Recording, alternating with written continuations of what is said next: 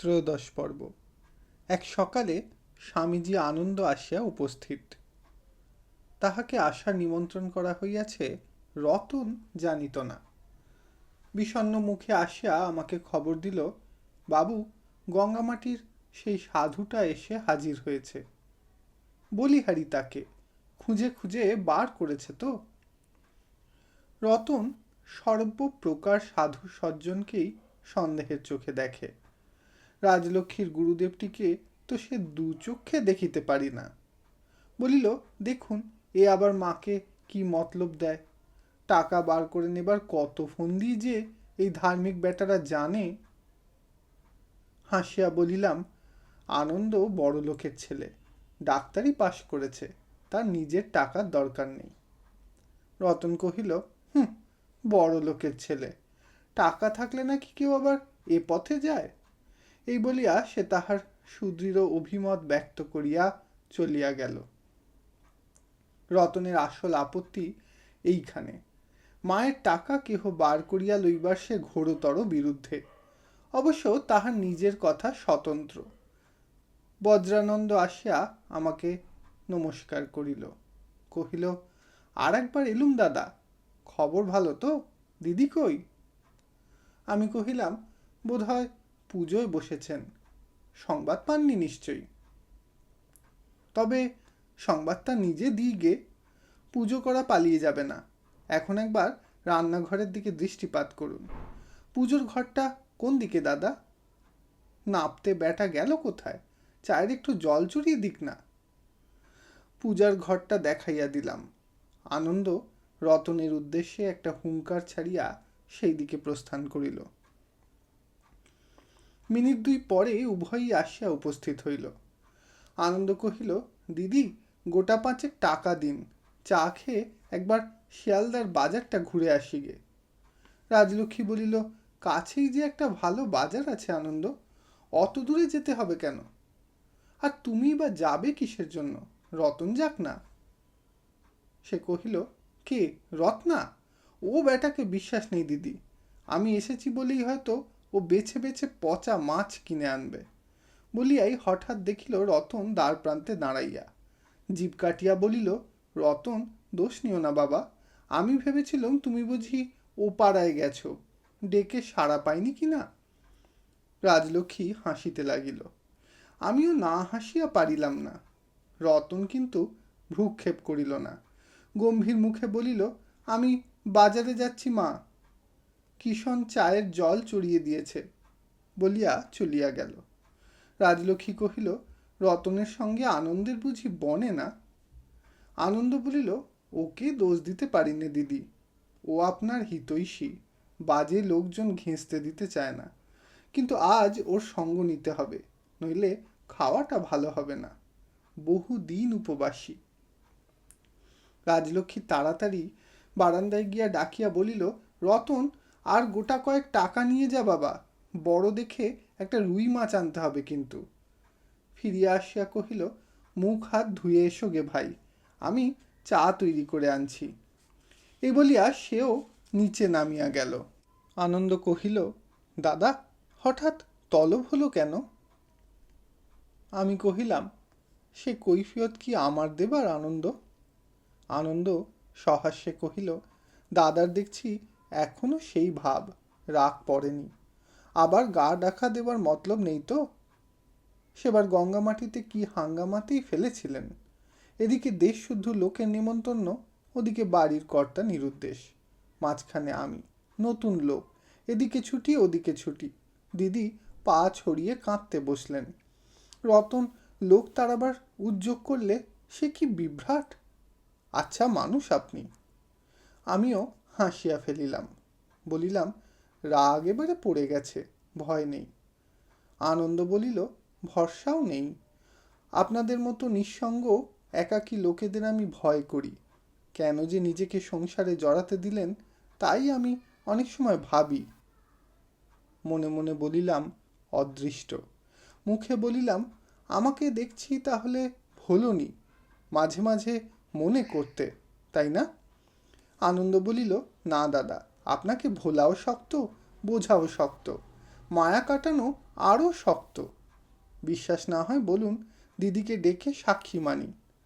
আপনার সঙ্গে পরিচয় তো মাত্র 2-3 দিনের, কিন্তু সেদিন যে দিদির সঙ্গে গলা মিলিয়ে আমিও কাঁদতে বসিনি, সেটা নিতান্তই সন্ন্যাসী ধর্মের বিরুদ্ধ বলে।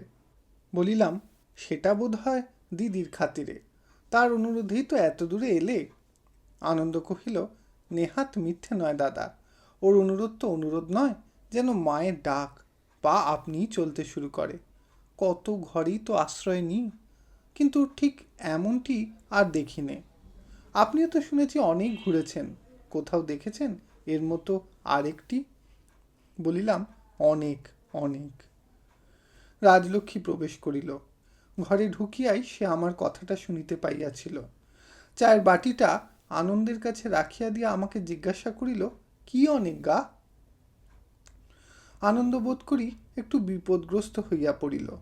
আমি বলিলাম, তোমার গুণের কথা। উনি সন্দেহ প্রকাশ করছিলেন বলেই আমি সজোরে তার প্রতিবাদ করছিলাম। আনন্দ চায়ের বাটিটা মুখে তুলিতেছিল। হাসির তাড়ায় খানিকটা চা মাটিতে পড়িয়া গেল। রাজলক্ষ্মীও হাসিয়া ফেলিল। আনন্দ বলিল, দাদা, আপনার উপস্থিত বুদ্ধিটা অদ্ভুত। ঠিক উল্টোটি চক্ষের পলকে মাথায় এলো কি করে? রাজলক্ষ্মী বলিল, আশ্চর্য কি আনন্দ! নিজের মনের কথা চাপতে চাপতে আর গল্প বানিয়ে বলতে বলতে এ বিদ্যের উনি একেবারে মহামহোপাধ্যায় হয়ে গেছেন। বলিলাম, আমাকে তাহলে তুমি বিশ্বাস করো না? রাজলক্ষ্মী কহিল, একটুও না। আনন্দ হাসিয়া কহিল, বানিয়ে বলার বিদ্যে আপনিও কম নয় দিদি। তৎক্ষণাৎ জবাব দিলেন, একটুও না। রাজলক্ষ্মীও হাসিয়া ফেলিল। বলিল, জ্বলে পুড়ে শিখতে হয়েছে ভাই। তুমি কিন্তু আর দেরি করো না, চা খেয়ে স্নান করে নাও। কাল গাড়িতে তোমার যে খাওয়া হয়নি তা বেশ জানি। ওর মুখে আমার সুখ্যাতি শুনতে গেলে তোমার সমস্ত দিনে কুলোবে না। এই বলিয়া সে চলিয়া গেল। আনন্দ কহিল, আপনাদের মতো এমন দুটি লোক সংসারে বিরল। ভগবান আশ্চর্য মিল করে আপনাদের দুনিয়ায় পাঠিয়েছিলেন। আমি কহিলাম, তার নমুনা দেখলে তো? নমুনা সেই প্রথম দিনের সাঁইথিয়া স্টেশনে গাছতলাতেই দেখেছিলাম, তারপরে আর একটিও কখনো চোখে পড়ল না। কহিলাম, আহা, কথাগুলো যদি ওর সামনেই বলতে আনন্দ। আনন্দ কাজের লোক, কাজের উদ্যম ও শক্তি তাহার বিপুল।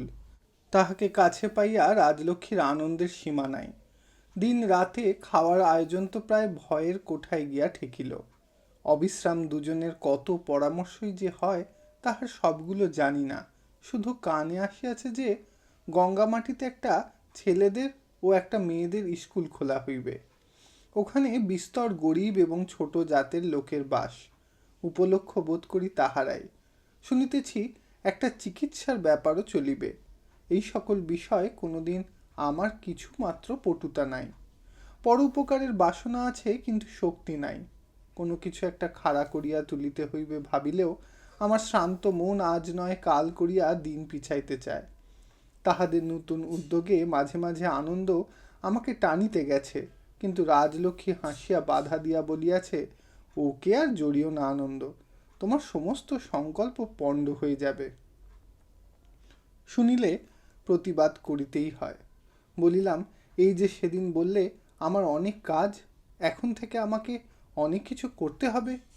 রাজলক্ষ্মী হাত জোর করিয়া বলিল, আমার ঘাট হয়েছে গোসাই, এমন কথা আর কখনো মুখে আনব না। আমি কহিলাম, তবে কি কোনোদিন কিছুই করব না? সে কহিল, কেন করবে না? কেবল অসুখ বিসুখ করে আমাকে ভয়ে আধমোড়া করে তুলো না, তাতেই তোমার কাছে আমি চিরকৃতজ্ঞ থাকব। আনন্দ কহিল, দিদি, সত্যিই ওকে আপনি অকেজো করে তুলবেন। রাজলক্ষ্মী বলিল, আমাকে করতে হবে না ভাই, সে বিধাতা ওকে সৃষ্টি করেছেন, তিনিই সে ব্যবস্থা করে রেখেছেন, কোথাও ত্রুটি রাখেননি। আনন্দ হাসিতে লাগিল। রাজলক্ষ্মী বলিল, তার উপর এক গণক্কার পোড়ামুখও এমনই ভয় দেখিয়ে রেখেছে যে উনি বাড়ির বার হলে আমার বুক ঢিপ ঢিপ করে। যতক্ষণ না ফেরেন কিছুতেই মন দিতে পারি নে। আনন্দ কহিল, এর মধ্যে আবার গণক্কার জুটল কোথা থেকে? কি বললে সে? আমি ইহার উত্তর দিলাম, বলিলাম, আমার হাত দেখে সে বললে, মস্ত ফাঁড়া, জীবন মরণের সমস্যা। আনন্দ কহিল, দিদি, এসব আপনি বিশ্বাস করেন?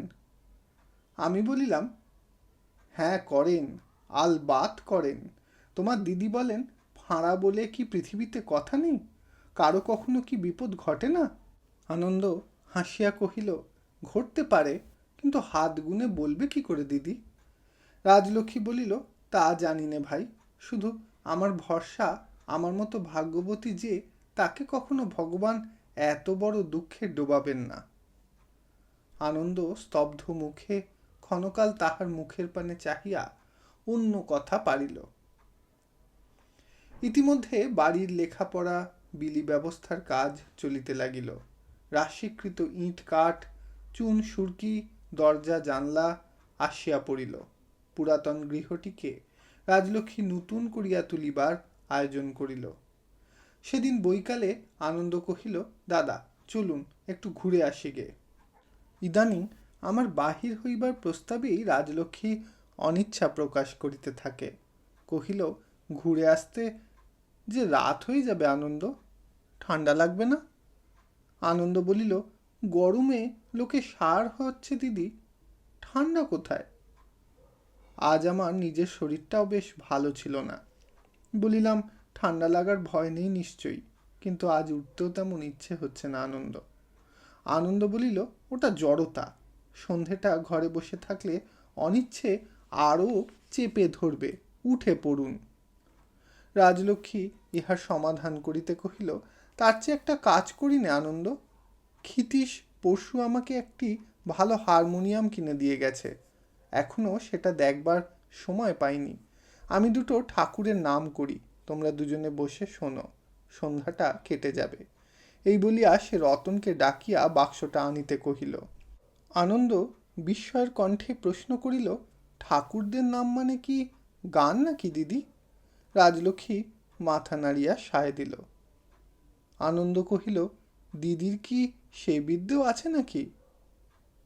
রাজলক্ষ্মী কহিল, সামান্য একটুখানি। তারপরে আমাকে দেখাইয়া কহিল, ছেলেবেলায় ওর কাছেই হাতে খড়ি। আনন্দ খুশি হইয়া বলিল, দাদাটি দেখছি বর্ণচোরা আম, বাইরে থেকে ধরবার জো নেই। তাহার মন্তব্য শুনিয়া রাজলক্ষ্মী হাসিতে লাগিল, কিন্তু আমি সরল মনে তাহাতে যোগ দিতে পারিলাম না, কারণ আনন্দ বুঝিবে না কিছুই। আমার আপত্তিকে ওস্তাদের বিনয় বাক্য কল্পনা করিয়া ক্রমাগত পীড়াপিড়ি করিতে থাকিবে এবং হয়তোবা শেষে রাগ করিয়া বসিবে। পুত্র শোকাতুর ধৃতরাষ্ট্র বিলাপের দুর্যোধনের গানটা জানি, কিন্তু রাজলক্ষ্মীর পরে এই আসরে সেটা মানানসই হইবে না। হারমোনিয়াম আসিলে প্রথমে সচরাচর প্রচলিত দুই একটা ঠাকুরদের গান গাহিয়া রাজলক্ষ্মী বৈষ্ণব পদাবলী আরম্ভ করিল। শুনিয়া মনে হইল, সেদিন মুরারিপুর আখড়াতেও বোধ করি এমনটি শুনি নাই। আনন্দ বিস্ময় অভিভূত হইয়া গেল। আমাকে দেখাইয়া মুগ্ধ চিত্তে কহিল, এ কি সমস্তই ওর কাছে শেখা দিদি? সমস্তই কি কেউ একজনের কাছে শেখে আনন্দ? রাজলক্ষ্মী উত্তর করিল। আনন্দ বলিল, সে ঠিক। তারপরে সে আমার প্রতি চাহিয়া কহিল, দাদা এবার কিন্তু আপনাকে অনুগ্রহ করতে হবে, দিদি একটু ক্লান্ত। আমি কহিলাম, না হে, আমার শরীর ভালো নেই। শরীরের জন্য আমি দায়ী, অতিথির অনুরোধ রাখবেন না? আনন্দ জিজ্ঞাসা করিল। রাখবার জো নেই হে, শরীর বড় খারাপ, আমি উত্তর করিলাম। রাজলক্ষ্মী গম্ভীর হইবার চেষ্টা করিতেছিল, কিন্তু সামলাইতে পারিল না, হাসিয়া গড়াইয়া পড়িল। আনন্দ ব্যাপারটা এবারে বুঝিল। কহিল, দিদি তবে বলুন, কার কাছে এত শিখলেন? আমি বলিলাম, যারা অর্থের পরিবর্তে বিদ্যা দান করেন তাদের কাছে, আমার কাছে নয় হে। দাদা কখনো এ বিদ্যের ধার দিয়েও চলেননি। আনন্দ ক্ষণকাল মৌন থাকিয়া বলিল, আমিও সামান্য কিছু জানি দিদি, কিন্তু বেশি শিখবার সময় পাইনি। সুযোগ যদি হলো এবার আপনার শিষ্যত্ব নিয়ে শিক্ষা সম্পূর্ণ করব। কিন্তু আজ কি এখানেই থেমে যাবেন, আর কিছুই শোনাবেন না? রাজলক্ষ্মী বলিল, আজ তো সময় নেই ভাই, তোমাদের খাবার তৈরি করতে হবে যে। আনন্দ নিঃশ্বাস ফেলিয়া কহিল, তা জানি, সংসারের ভার যাঁদের উপর, সময় তাঁদের কম, কিন্তু বয়সে আমি ছোট, আপনার ছোট ভাই, আমাকে শেখাতেই হবে। অপরিচিত স্থানে একলা যখন সময় কাটতে চাইবে না, তখন এই দয়া আপনার স্মরণ করব। রাজলক্ষ্মী স্নেহে বিগলিত হইয়া কহিল, তুমি ডাক্তার, বিদেশে তোমার এই স্বাস্থ্যহীন দাদাটির প্রতি দৃষ্টি রেখো ভাই, আমি যতটুকু জানি তোমাকে আদর করে শেখাবো। কিন্তু এছাড়া আপনার কি আর চিন্তা নেই দিদি? আনন্দ জিজ্ঞাসা করিল। রাজলক্ষ্মী চুপ করিয়া রহিল। আনন্দ আমাকে উদ্দেশ্য করিয়া বলিল, দাদার মতো ভাগ্য সহসা চোখে পড়ে না। আমি ইহার উত্তর দিলাম, বলিলাম, এমন অকর্মণ্য ব্যক্তি কি সহসা চোখে পড়ে আনন্দ? ভগবান তাহাদের হাল ধরবার মজবুত লোক দেন, নইলে তারা অকুলে ভেসে যায়, কোনো কালে ঘাটে ভিড়তে পারে না। এমনি করেই সংসারে সামঞ্জস্য রক্ষা হয় ভায়া, কথাটা মিলিয়ে দেখো, প্রমাণ পাবে। রাজলক্ষ্মী এক মুহূর্ত নিঃশব্দে চাহিয়া থাকিয়া উঠিয়া গেল। তাহার অনেক কাজ। ইহার দিন কয়েকের মধ্যেই বাড়ির কাজ শুরু হইল। রাজলক্ষ্মী জিনিসপত্র একটা ঘরে বন্ধ করিয়া যাত্রার আয়োজন করিতে লাগিল। বাড়ির ভার রহিল বুড়া তুলসী দাসের উপরে। যাবার দিনে রাজলক্ষ্মী আমার হাতে একখানা পোস্টকার্ড দিয়া বলিল, আমার 4 পাতা জোড়া চিঠির এই জবাব এলো, পড়ে দেখো, বলিয়া চলিয়া গেল। মেয়েলি অক্ষরে গুটি 2-3 ছত্রের লেখা। কমললতা লিখিয়াছে, সুখেই আছি বোন, যাঁদের সেবায় আপনাকে নিবেদন করেছি, আমাকে ভালো রাখার দায় যে তাঁদের ভাই। প্রার্থনা করি তোমরা কুশলে থাকো। বড় গোসাইজি তাহার আনন্দময়ীকে শ্রদ্ধা জানিয়েছেন। ইতি শ্রী শ্রী রাধাকৃষ্ণ চরণাশ্রিতা কমললতা। সে আমার নাম উল্লেখ করে নাই, কিন্তু এই কয়টি অক্ষরের আড়ালে কত কথাই না তাহার রহিয়া গেল। খুঁজিয়া দেখিলাম, এক ফোঁটা চোখের জলের দাগ কি কোথাও পড়ে নাই, কিন্তু কোনো চিহ্নই চোখে পড়িল না। চিঠিখানা হাতে করিয়া চুপ করিয়া বসিয়া রহিলাম। জানালার বাহিরে রৌদ্রতপ্ত নীলাভ আকাশ, প্রতিবেশী গৃহের একজোড়া নারিকেল বৃক্ষের পাতার ফাঁকা দিয়া কতকটা অংশ তাহার দেখা যায়। সেখানে অকস্মাৎ দুটি মুখ পাশাপাশি যেন ভাসিয়া আসিল। একটি আমার রাজলক্ষ্মী কল্যাণের প্রতিমা, অপরটি কমললতার অপরিস্ফুট অজানা যেন স্বপ্নে দেখা ছবি। রতন আসিয়া ধ্যান ভাঙিয়া দিল, বলিল, স্নানের সময় হয়েছে বাবু, মা বলে দিলেন। স্নানের সময়টুকুও উত্তীর্ণ হইবার জো নাই। আবার একদিন সকলে গঙ্গামাটিতে আসিয়া উপস্থিত হইলাম। সেবারে আনন্দ ছিল অনাহত অতিথি, এবারে সে আমন্ত্রিত বান্ধব। বাড়িতে ভিড় ধরে না। গ্রামের আত্মীয় অনাত্মীয় কত লোকই যে আমাদের দেখিতে আসিয়াছে, সকলের মুখেই প্রসন্ন হাসি ও কুশল প্রশ্ন। রাজলক্ষ্মী কুশারী গৃহিণীকে প্রণাম করিল। সুনন্দা রান্নাঘরে কাজে নিযুক্ত ছিল। বাহিরে আসিয়া আমাদের উভয়কে প্রণাম করিয়া বলিল, দাদা, আপনার শরীরটা তো ভালো দেখাচ্ছে না। রাজলক্ষ্মী কহিল, ভালো আর কবে দেখায় ভাই, আমি তো পারলুম না, এবার তোমরা যদি পারো এই আশাতেই তোমাদের কাছে এনে ফেললুম। আমার বিগত দিনের অস্বাস্থ্যের কথা বড়গিন্নির বোধহয় মনে পড়িল। স্নেহাদ্র কণ্ঠে ভরসা দিয়া কহিলেন, ভয় নেই মা, এদেশের জল হাওয়ায় উনি 2 দিনেই সেরে উঠবেন। অথচ নিজে ভাবিয়া পাইলাম না কি আমার হইয়াছে এবং কিসের জন্যই বা এত দুশ্চিন্তা। অতঃপর নানাবিধ কাজের আয়োজন পূর্ণোদ্যমে শুরু হইল। পোড়ামাটি ক্রয় করার কথাবার্তা, দাম দস্তুর হইতে আরম্ভ করিয়া শিশু বিদ্যালয় প্রতিষ্ঠার স্থানান্বেষণ প্রভৃতি কিছুতেই কাহারও আলস্য রহিল না। শুধু আমি কেবল মনের মধ্যে উৎসাহ বোধ করি না। হয়তো এ আমার স্বভাব, হয়তোবা ইহা আর কিছু একটা যাহা দৃষ্টির অগোচরে ধীরে ধীরে আমার সমস্ত প্রাণশক্তির মূলোচ্ছেদ করিতেছে। একটা সুবিধা হইয়াছিল, আমার ঔদাস্যে কেহ বিস্মিত হয় না, যেন আমার কাছে অন্য কিছু প্রত্যাশা করা অসঙ্গত।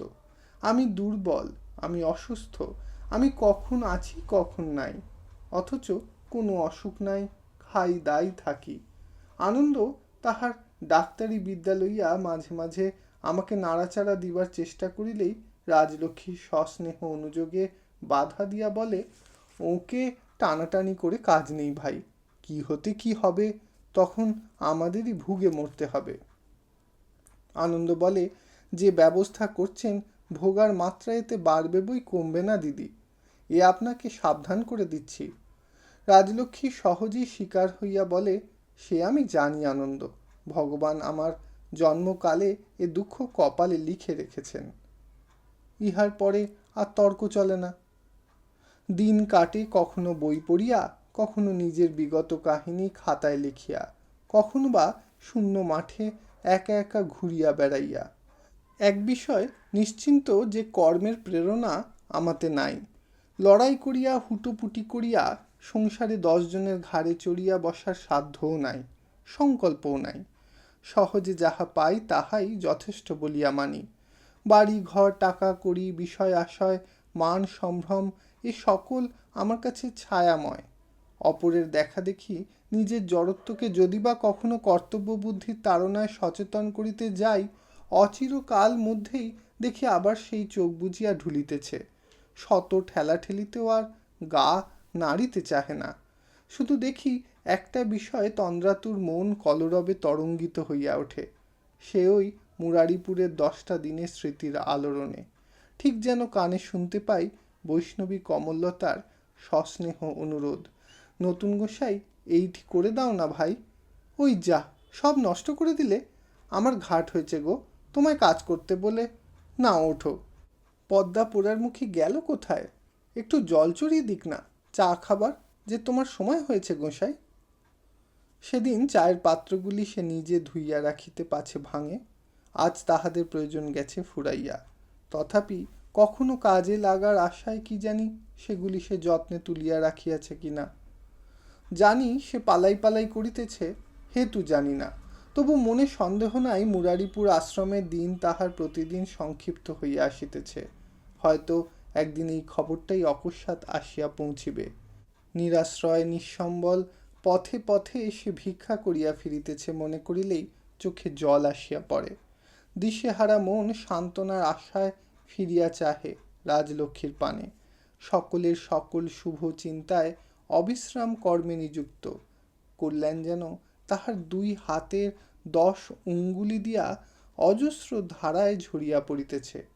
সুপ্রসন্ন মুখে শান্তি ও পরিতৃপ্তির স্নিগ্ধ ছায়া, করুণায় মমতার হৃদয় যমুনা কুলে কুলে পূর্ণ। নিরবচ্ছিন্ন প্রেমের সর্বব্যাপী মহিমায় আমার চিত্তলোকে সে যে আসনে অধিষ্ঠিত, তাহার তুলনা করিতে পারি এমন কিছুই জানি না। বিদুষী সুনন্দার দুর্নিবার্য প্রভাব স্বল্পকালের জন্য যে তাহাকে বিভ্রান্ত করিয়াছিল, ইহারই দুঃসহ পরিতাপে পুনরায় আপন সত্তাকে সে ফিরিয়া পাইয়াছে। একটা কথা সে আজও আমাকে কানে কানে বলে, তুমি কম নও গো, কম নও। তোমার চলে যাবার পথ বেয়ে সর্বস্ব যে আমার চোখের পলকে ছুটে পালাবে, এ কে জানতো বলো? সে কি ভয়ঙ্কর ব্যাপার! ভাবলেও ভয় হয় সে দিনগুলো আমার কেটেছিল কি করে। দম বন্ধ হয়ে মরে যায়নি এই আশ্চর্যে। আমি উত্তর দিতে পারি না, শুধু নীরবে চাহিয়া থাকি। আমার সম্বন্ধে আর তাহার ত্রুটি ধরিবার জো নাই। শত কর্মের মধ্যেও শতবার অলক্ষ্যে আসিয়া দেখিয়া যায়। কখনো হঠাৎ আসিয়া কাছে বসে, হাতের বইটা সরাইয়া দিয়া বলে, চোখ বুজে একটুখানি শুয়ে পড়ো তো, আমি মাথায় হাত বুলিয়ে দিই, অত পড়লে চোখ ব্যথা করবে যে। আনন্দ আসিয়া বাহির হইতে বলে, একটা কথা জেনে নেবার আছে, আসতে পারি কি? রাজলক্ষ্মী বলে, পারো। তোমার কোথায় আসতে মানা আনন্দ? আনন্দ ঘরে ঢুকিয়া আশ্চর্য হইয়া বলে, এই অসময়ে দিদি কি ওকে ঘুম পাড়াচ্ছেন নাকি? রাজলক্ষ্মী হাসিয়া জবাব দেয়, তোমার লোকসানটা হলো কি? না ঘুমোলেও তো তোমার পাঠশালায় বাছুরের পাল চড়াতে যাবেন না? আনন্দ কহিল, দিদি দেখছি ওকে মাটি করবেন, নইলে নিজে যে মাটি, নির্ভাবনায় কাজকর্ম করতে পারি নে। রাজলক্ষ্মী উত্তর করিল। আনন্দ কহিল, আপনারা দুজনেই ক্রমশ ক্ষেপে যাবেন, এই বলিয়া আনন্দ বাহির হইয়া যায়। স্কুল তৈরির কাজে আনন্দের নিঃশ্বাস ফেলিবার ফুরসত নাই। সম্পত্তি খরিদের হাঙ্গামায় রাজলক্ষ্মী গলদঘর্ম। এমনই সময় কলিকাতার বাড়ি ঘুরিয়া বহু ডাকঘরের ছাপ ছোপ পিঠে লইয়া বহু বিলম্বে নবীনের সাংঘাতিক চিঠি আসিয়া পৌঁছিল। গহর মৃত্যুশয্যায়। শুধু আমারই পথ চাহিয়া আজও সে বাঁচিয়া আছে। খবরটা আমাকে যেন শুল দিয়া বিঁধিল। ভগিনীর বাটি হইতে সে কবে ফিরিয়াছে জানি না। সে যে এত দূর পীড়িত তাহাও শুনি নাই, শুনিবার বিশেষ চেষ্টাও করি নাই।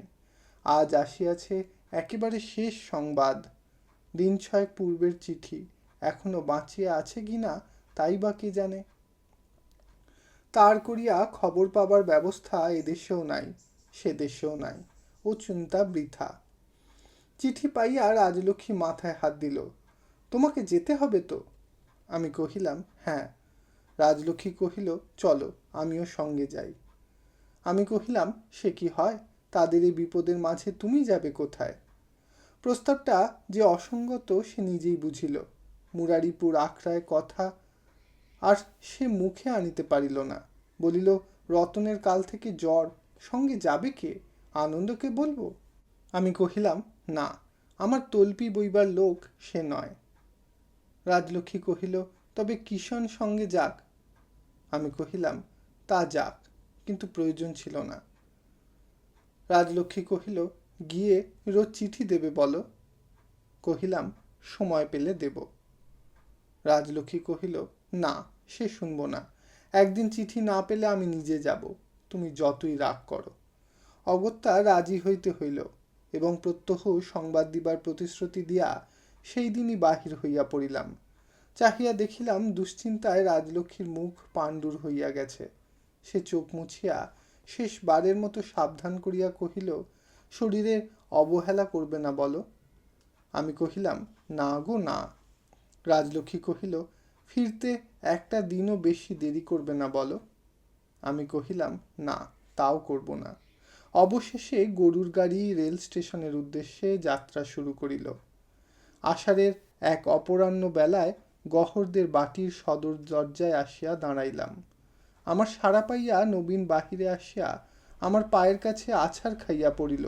যে ভয় করিয়াছিলাম তাহাই ঘটিয়াছে। দীর্ঘকায় বলিষ্ঠ পুরুষের প্রবল কণ্ঠের এই বুক ফাটা কান্নায় শোকের একটা নতুন মূর্তি চোখে দেখিতে পাইলাম। সে যেমন গভীর, তেমনি বৃহৎ ও তেমনি সত্য। গহরের মা নাই, ভগিনী নাই, কন্যা নাই, জায়া নাই। অশ্রুজলের মালা পরাইয়া এই সঙ্গীহীন মানুষটিকে সেদিন বিদায় দিতে কেহ ছিল না। তবু মনে হয় তাহাকে শয্যাহীন, ভূষণহীন, কাঙাল বেশে যাইতে হয় নাই। তাহার লোকান্তরের যাত্রাপথে শেষ পাথেয় নবীন একাকী দু হাত ভরিয়া ঢালিয়া দিয়াছে। বহুক্ষণ পরে সে উঠিয়া বসিলে জিজ্ঞাসা করিলাম, গহর কবে মারা গেল নবীন? নবীন কহিল, পরশু। কাল সকালে আমরা তাকে মাটি দিয়ে এসেছি। জিজ্ঞাসা করিলাম, মাটি কোথায় দিলে? সে কহিল, নদীর তীরে আম বাগানে। তিনিই বলেছিলেন। নবীন বলিতে লাগিল, মামাতো বোনের বাড়ি থেকে জ্বর নিয়ে ফিরলেন। সে জ্বর আর সারল না। জিজ্ঞাসা করিলাম, চিকিৎসা হয়েছিল? সে কহিল, এখানে যা হবার সমস্তই হয়েছিল, কিছুতেই কিছু হলো না। বাবু নিজেই সব জানতে পেরেছিলেন। জিজ্ঞাসা করিলাম, আখড়ার বড় গোসাইজি আসতেন? নবীন কহিলেন, মাঝে মাঝে। নবদ্বীপ থেকে তাঁর গুরুদেব এসেছেন, তাই রোজ আসতে সময় পেতেন না। আর একজনের কথা জিজ্ঞাসা করিতে লজ্জা করিতে লাগিল। তবু সংকোচ কাটাইয়া প্রশ্ন করিলাম, ওখান থেকে আর কেউ আসত না নবীন? নবীন বলিল, হ্যাঁ, কমললতা। জিজ্ঞাসা করিলাম, তিনি কবে এসেছিলেন? নবীন বলিল, রোজ। শেষ 3 দিন তিনি খাননি, শোননি, বাবুর বিছানা ছেড়ে একটি বারও ওঠেননি। আর প্রশ্ন করিলাম না, চুপ করিয়া রহিলাম।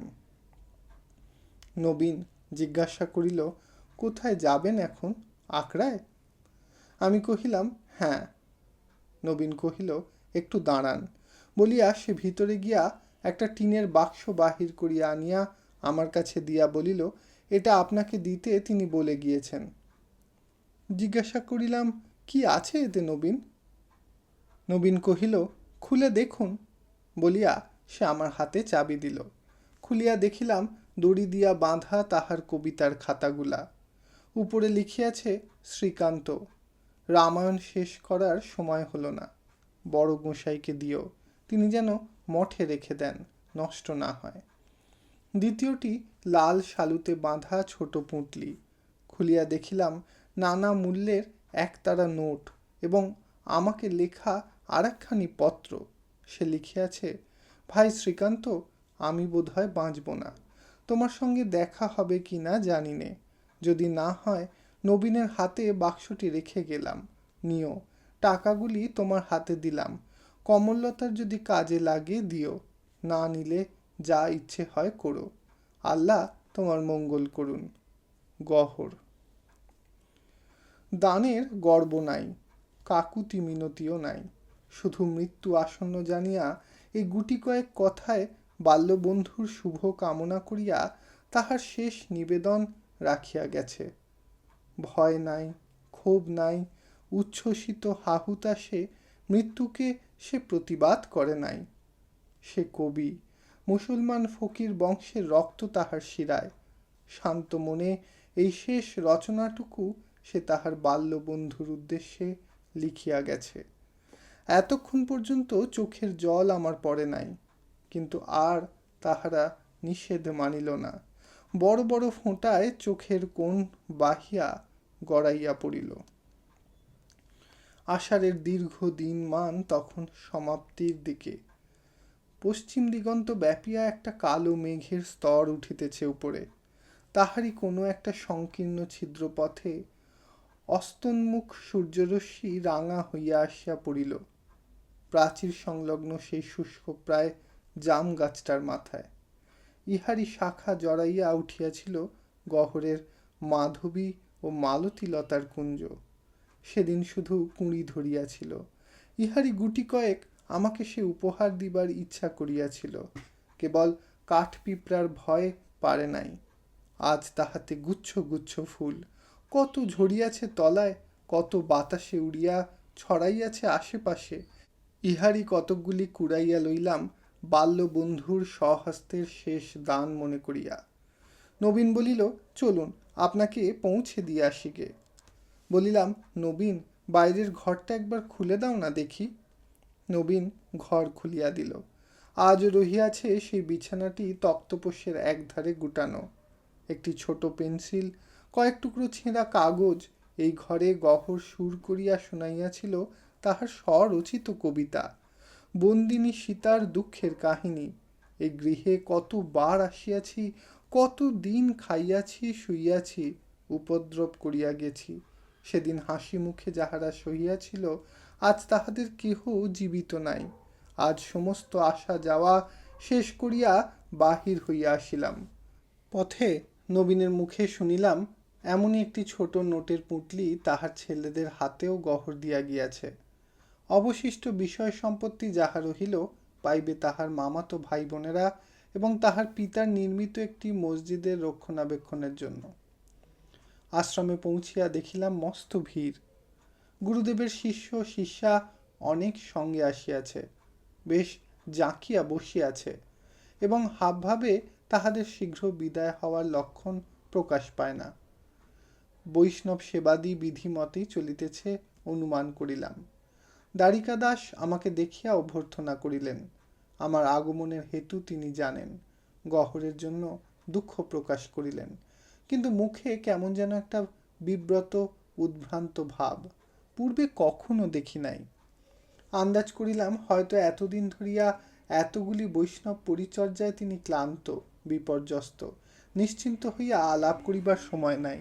খবর পাইয়া পদ্মা আসিল। আজ তাহার মুখেও হাসি নাই, যেন সংকুচিত, পলাইতে পারিলে বাঁচে।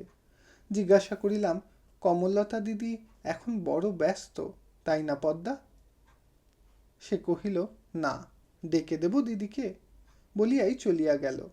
এই সমস্তই আজ এমন অপ্রত্যাশিত খাপছাড়া যে মনে মনে শঙ্কিত হইয়া উঠিলাম। একটু পরে কমলতা আসিয়া নমস্কার করিল, বলিল, এসো গোসাই, আমার ঘরে বসবে চলো। আমার বিছানা প্রভৃতি স্টেশনে রাখিয়া শুধু ব্যাগটাই সঙ্গে আনিয়াছিলাম, আর ছিল গহরের সেই বাক্সটা আমার চাকরের মাথায়। কমললতার ঘরে আসিয়া সেগুলো তাহার হাতে দিয়া বলিলাম, একটু সাবধানে রেখে দাও, বাক্সটায় অনেকগুলো টাকা আছে। কমলতা বলিল, জানি। তারপরে খাটের নিচে সেগুলো রাখিয়া দিয়া জিজ্ঞাসা করিল, তোমার চা খাওয়া হয়নি বোধ হয়? কহিলাম, না। সে জিজ্ঞাসা করিল, কখন এলে? কহিলাম, বিকেলবেলা।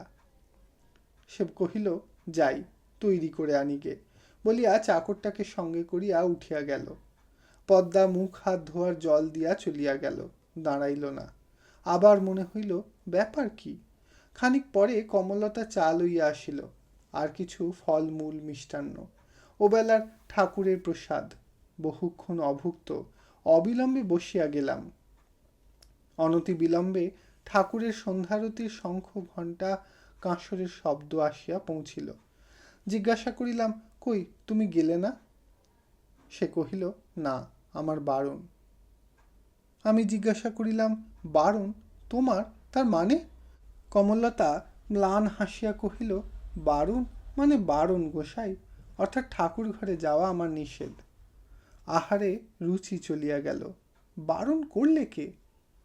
সে কহিল, বড় গোসাইজির গুরুদেব, আর তাঁর সঙ্গে এসেছেন যারা, তাঁরা। জিজ্ঞাসা করিলাম, কি বলেন তাঁরা? বলেন, আমি অশুচি, আমার সেবায় ঠাকুর কলুষিত হন। কহিলাম, অশুচি তুমি? বিদ্যুৎ বেগে একটা কথা মনে জাগিল। সন্দেহ কি গহরকে নিয়ে? সে কহিল, হ্যাঁ তাই। কিছুই জানি না, তবুও অসংশয় বলিয়া উঠিলাম, এ মিথ্যে, এ অসম্ভব। কমলতা কহিল, অসম্ভব কেন গোসাই? কহিলাম, তা জানি না কমলতা, কিন্তু এত বড় মিথ্যে আর নেই। মনে হয় মানুষের সমাজে এ তোমার মৃত্যু পথযাত্রী বন্ধুর ঐকান্তিক সেবার শেষ পুরস্কার। তাহার চোখ জলে ভরিয়া গেল। বলিল, আর আমার দুঃখ নেই, ঠাকুর অন্তর্যামী, তাঁর কাছে তো ভয় ছিল না, ছিল শুধু তোমাকে। আজ আমি নির্ভয় হয়ে বাঁচলুম গোসাই। সংসারের এত লোকের মাঝে তোমার ভয় ছিল শুধু আমাকে, আর কাউকে নয়? সে কহিল, না, আর কাউকে না, শুধু তোমাকে।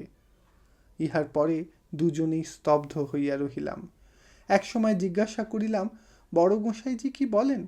কমলতা কহিল, তাঁর তো কোনো উপায় নেই, নইলে কোনো বৈষ্ণবী যে এ মঠে আর আসবে না।